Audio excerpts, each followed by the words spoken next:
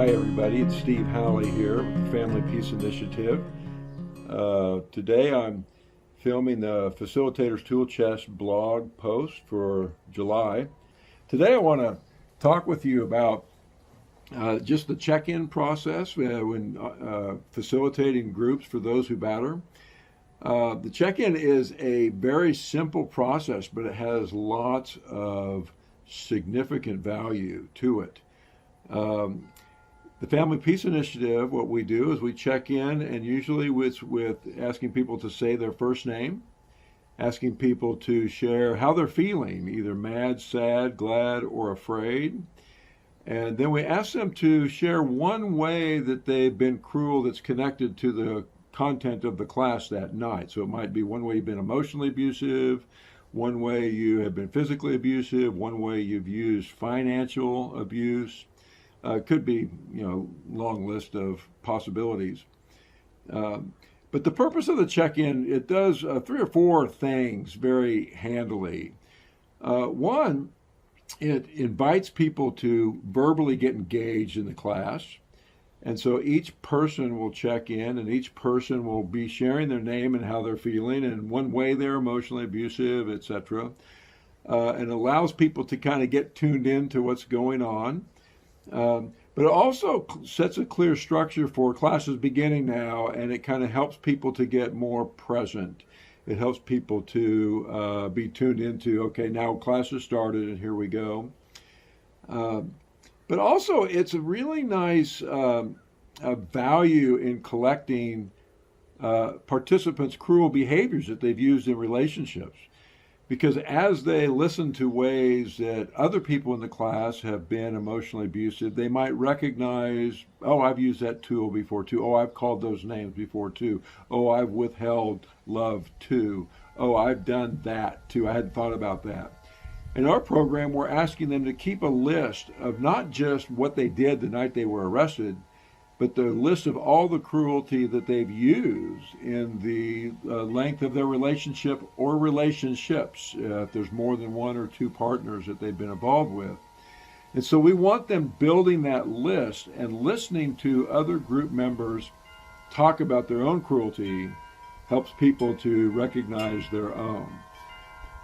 Finally, what I'd like people to think about with the check-in is that it has a real value to invite people to participate in ways that it's maybe hard to get people engaged otherwise.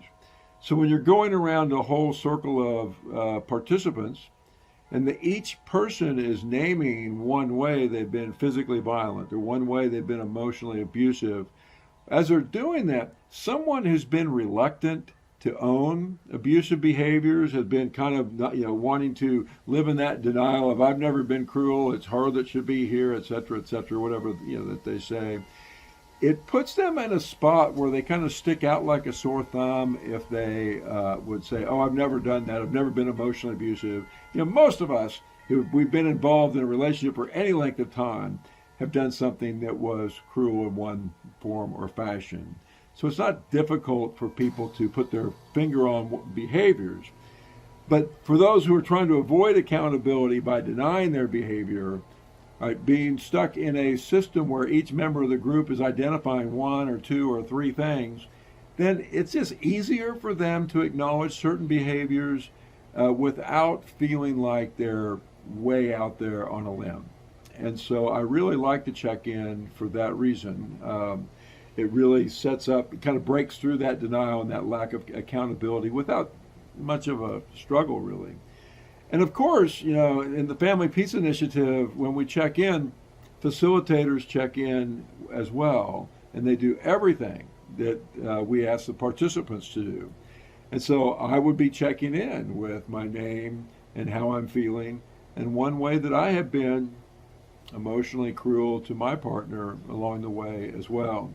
And we found that self-disclosure and that leading by example creates an environment in the room where we're all in this together, as opposed to it's me versus you, and I'm going to get you to say what I want you to say. The check-in's a really important and often overlooked aspect of starting a group process. and if used correctly, has a lot of great potential to it. That if going overlooked, is just missed opportunities to help people take more ownership and become more accountable for their abusive behaviors. Thanks for listening. And don't forget about our Facilitators Training Series. We have our next Art of Facilitation is coming up in the latter part of July, and you can get information about that on our website. And so you can really participate from any place in the world and make yourself a better facilitator. Thanks for listening, and best of luck to you. We'll see you again next month.